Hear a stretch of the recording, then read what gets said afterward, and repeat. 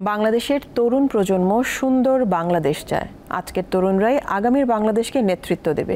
শেখ হাসিনার মতো যে কোনো ফ্যাসিস্টকে প্রয়োজনে দেশ ছাড়া করা হবে বলে মন্তব্য করেছেন বৈষম্যবিরোধী ছাত্র আন্দোলনের অন্যতম সমন্বয়ক সার্জিস আলম।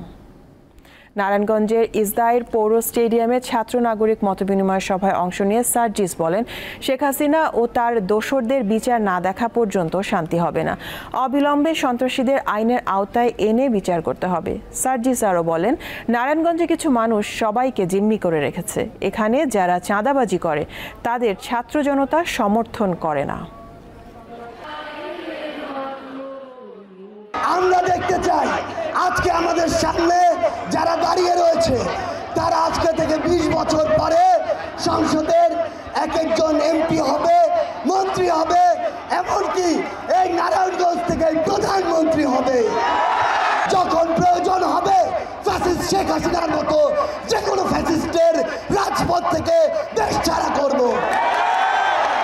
আবার যখন প্রয়োজন হবে তখনই এই 24-এর মতো আরো গণ-অভ্যুত্থান ঘটাবো।